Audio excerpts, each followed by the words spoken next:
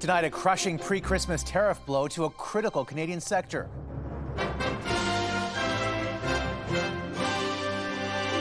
The size and significance of mass layoffs at Algoma Steel. It's very devastating when you live in a community that doesn't have a lot of job opportunities and you're finding out that your job is going to end. Why an economic lifeline wasn't enough to shield workers.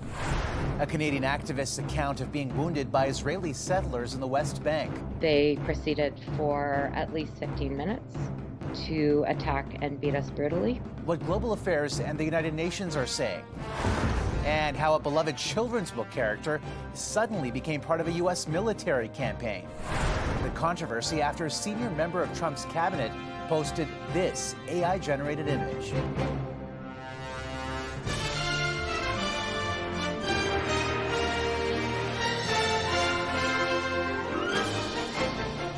CTV National News with Omar Sachedina.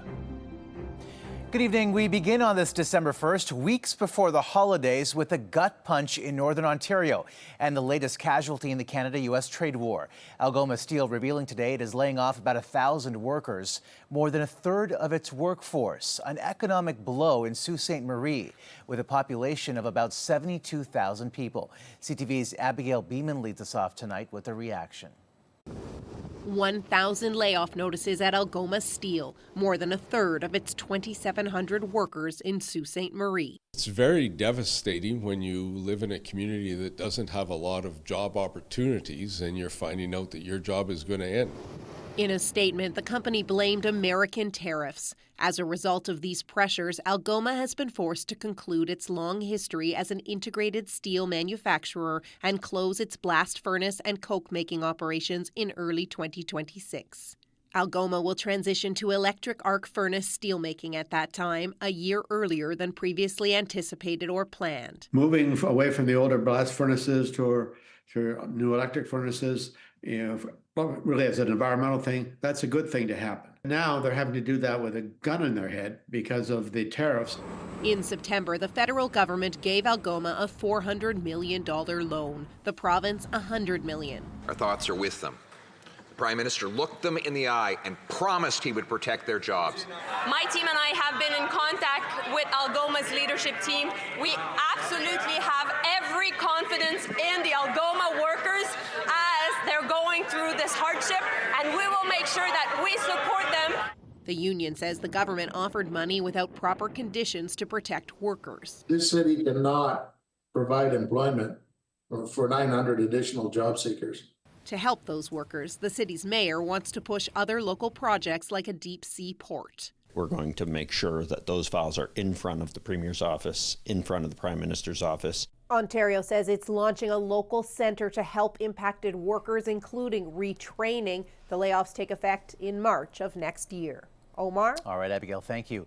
The union representing workers of the Diageo Crown Royal plant that's closing in Amherstburg, Ontario, has reached a final deal with their employer. It's somber because a lot of people are choosing to exercise their rights under the closure agreement, and today's their last day. Among the issues covered in the agreement are employee bonuses and benefits. The plant officially closes in February, but the city says several companies are interested in buying it. Automaker Stellantis will have another chance to appear before a parliamentary committee after failing to show up to a meeting last week. I am incredibly annoyed that Stellantis has not been able to join us. Stellantis blamed technical difficulties for failing to connect online. That meant not having to answer questions about its decision to shift Jeep production from Brampton, Ontario to the United States. Stellantis is now compelled to appear before the committee on Thursday. And in Nova Scotia, American alcohol is back on the shelves tonight, but only to sell off inventory that was pulled earlier during the trade war. The province is expecting to generate about $4 million after expenses that it will donate to charitable food organizations. And once the product is sold, there are no plans to restock it. And another quick trade-related note, one of the biggest retail chains in the United States, Costco, is suing the Trump administration over tariffs. Costco is the latest company to launch legal action against Trump's signature economic policy. It's asking the Court of International Trade to consider declaring the use of an emergency measure to collect the tariffs unlawful and is seeking a full refund if the Supreme Court strikes down the tariffs. The top court is currently reviewing the case. Prime Minister Mark Carney shuffled the deck today to fill a hole in his cabinet. And as CTV's Judy Trin reports, the move is bringing back a familiar face to the fold. Familiar but surprising return to cabinet. That I have Mark Miller. Mark Miller, a close friend of former Prime Minister Justin Trudeau, is back in the inner circle. Appointed by Mark Carney in a dual role as Minister for Canadian Identity and Culture and Minister of Official Languages. Before this shuffle, Miller had been on the backbenches since March. I had the opportunity to be a minister for about 6 years and now another opportunity. So it feels great. I am a guy that likes to be busy.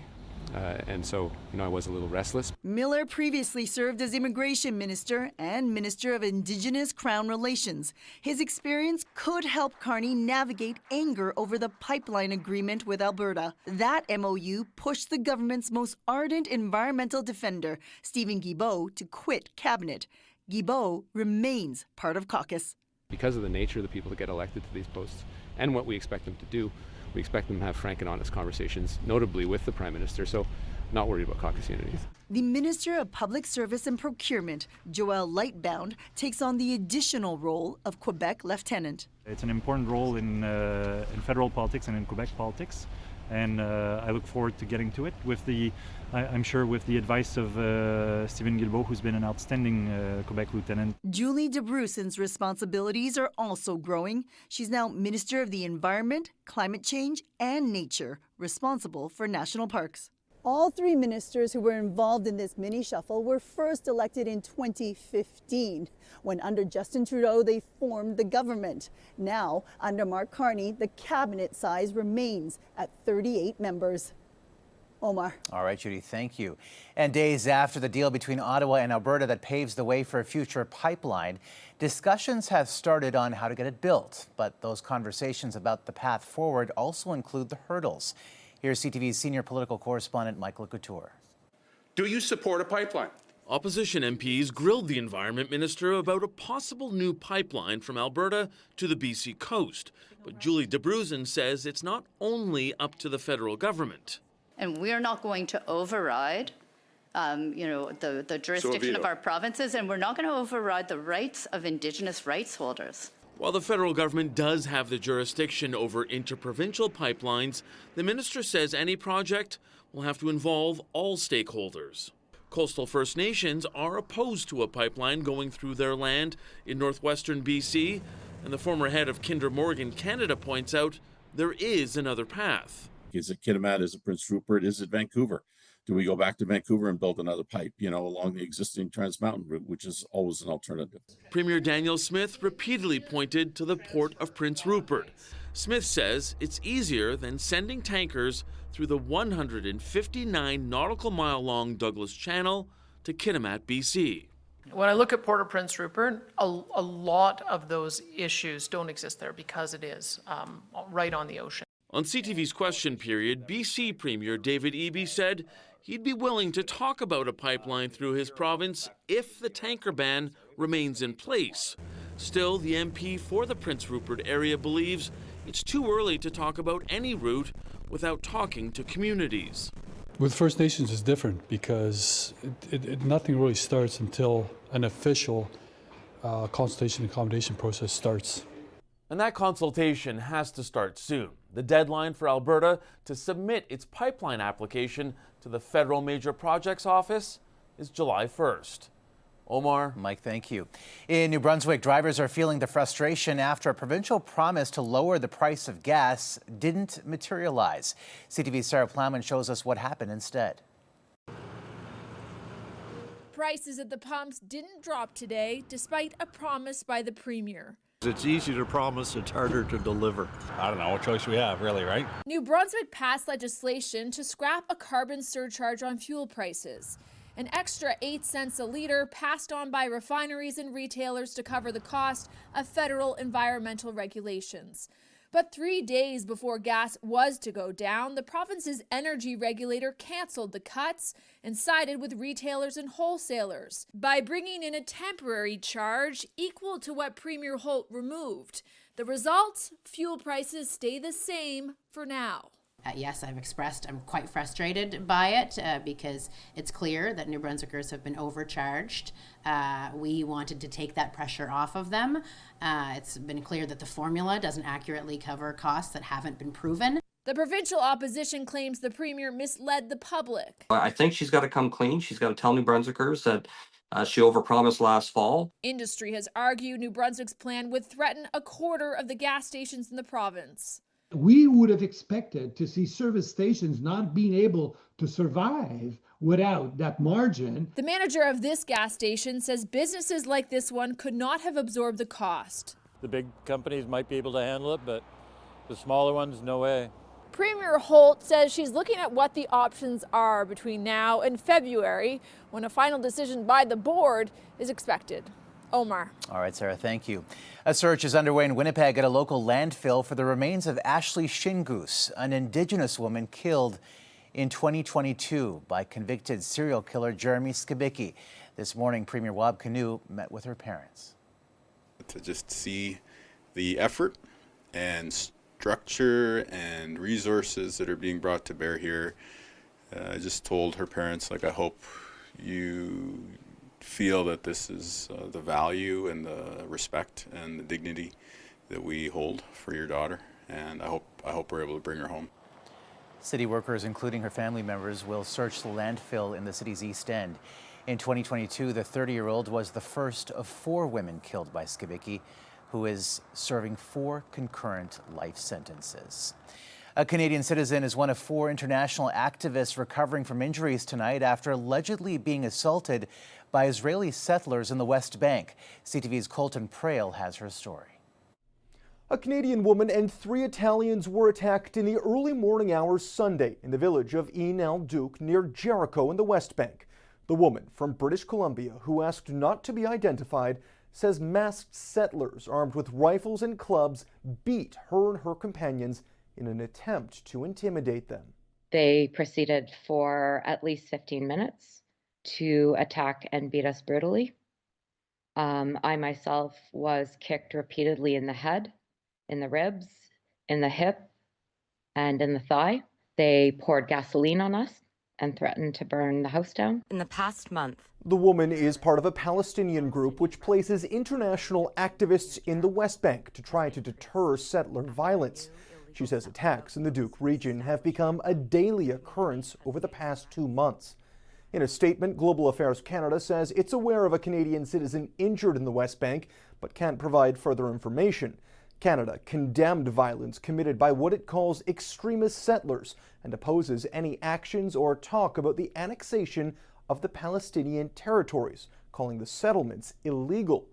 Meanwhile, the United Nations says there were over 260 settler attacks across the West Bank in October, the most in any month since 2006. Meanwhile, the Canadian woman says she and her colleagues will return to the community of Duke, where they were attacked, once they recover from their injuries. What happened to us is terrible, but it's nothing in comparison to the Palestinian experience. Last week, Germany, France, the UK, and Italy said the increased attacks risk undermining the success of a Gaza peace plan.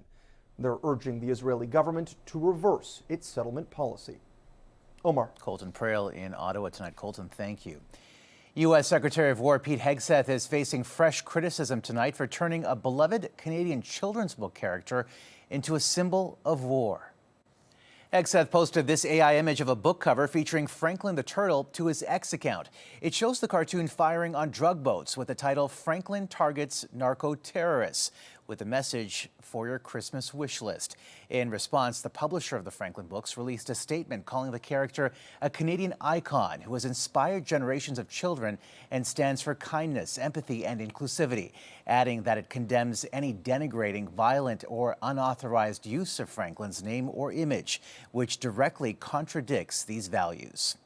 Meanwhile, the White House is defending a second strike by U.S. forces on an alleged drug trafficking boat from Venezuela, a strike targeting survivors in the water, authorized by Hegseth and ordered by an admiral. The strike conducted on September 2nd was conducted in self-defense to protect Americans in vital United States interests. The strike was conducted in international waters and in accordance with the law of armed conflict. Some U.S. lawmakers and legal experts say targeting survivors could constitute a war crime. Coming up. The top of the list is to save money this holiday season. How much Canadians are expected to spend on gifts this year? Plus, what is this high-flying fireball over Alberta?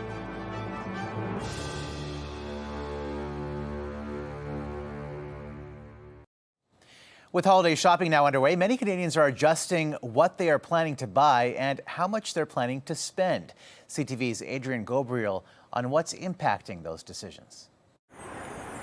December has arrived, and with it, a flurry of Canadian consumers. Buying on sale matters a lot.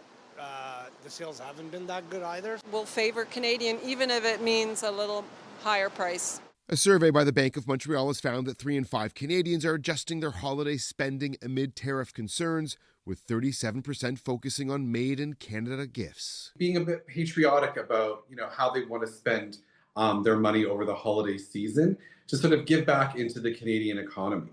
The economic headwinds from inflation to debt levels are causing some to keep a tighter grip on their wallets. What consumers are saying, the top of the list is to save money this holiday season. And so if you're going to be marketing online for Cyber Monday, I suspect you're going to be bringing out your best deals. And cost-conscious Canadians are shifting purchase priorities. This survey by the Business Development Bank of Canada says the average household is spending just over $940 this year.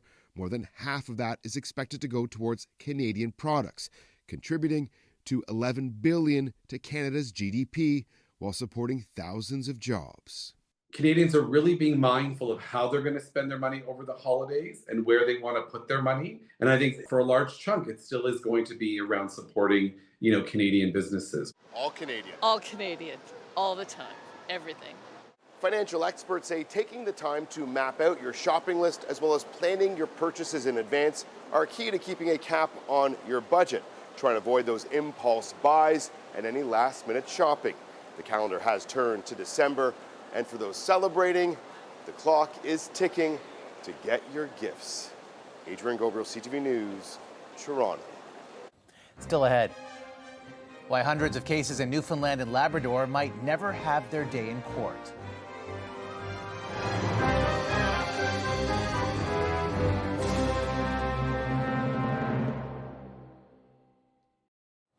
A warning about this next story. It revolves around the frightening moments caught on video in Brazil as a man was mauled to death after deliberately climbing into a lion enclosure. Here's the moment. The man sliding down a pole after jumping a fence to get inside the enclosure. The lioness below him clawing at his legs. She gets close enough and pulls him down. The man briefly pops back up, then disappears. The zoo has offered condolences to the victim's family, but says the animal acted according to her instincts, and it is not considering putting her down. Back in this country, several people in Alberta captured images of an object lighting up the night sky. Witnesses spotted this fireball. It was seen from areas across the province and lasted about 10 to 20 seconds, heading from the northeast to the southwest. Some online sleuths have suggested it could be space debris on re-entry, but there has been no confirmation.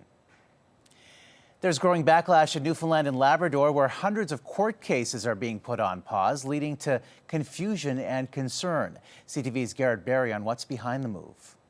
Some of the busiest courtrooms in Newfoundland and Labrador had their doors shut today.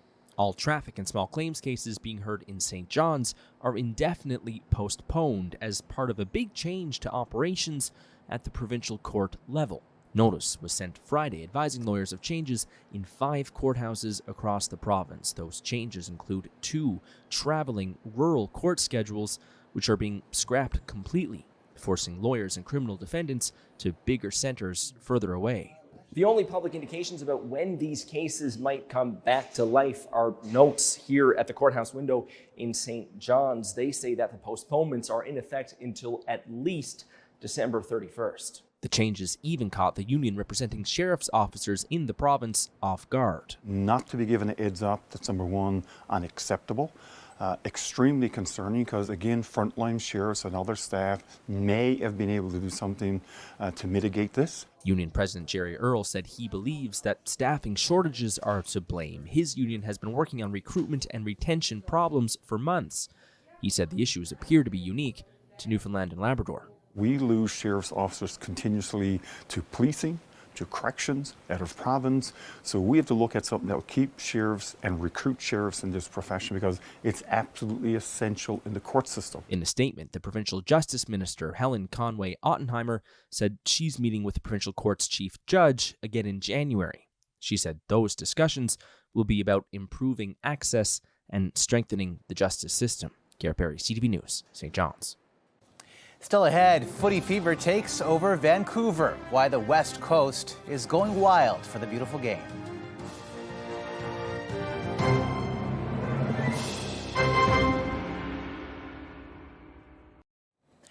Excitement is soaring on the soccer pitch with the Vancouver Whitecaps set to play in their first MLS Cup final against Inter Miami. Here's CTV's Ben Milger on the Superstar Showdown. Ali Ahmed, that's a beautiful move on Pilcher. Ahmed continues on, works it across, and it's in the back of the net again. When Ali Ahmed turned his man inside out, setting up Brian White to put the Vancouver Whitecaps up 3-0 in the first half of the Western Conference Final, Caps fans could sense something bigger afoot. That 100% clenched it. My God, it went in, and that I think at that moment everyone knew we were through. Vancouver's 3-1 victory sets up a dream MLS Cup final against global superstar Lionel Messi's Inter Miami squad. The Caps have their own highly decorated legend in Thomas Müller, a man whose German side got the best of Messi and Argentina in the 2014 World Cup final. I know about my games against Messi, but I also lost against him, and it's not about Messi against Thomas Müller, it's Miami against the Whitecaps. In 1979, a previous version of the Whitecaps won the NASL Soccer Bowl, returning to a hero's welcome in Vancouver with an estimated 100,000 people showing up for the parade. Sports fans in the city haven't experienced another North American championship in the 46 years since. If we do clinch that title, we have that parade. The city's electric, and really hope we can keep building it as a soccer community here in Vancouver. If they can win just one more match, this version of the Whitecaps will surely deserve a hero's welcome of their own. Ben Milger, CTV News, Vancouver. And that's a snapshot of this Monday for all of us at CTV National News. Thank you for watching. Good night, and see you tomorrow.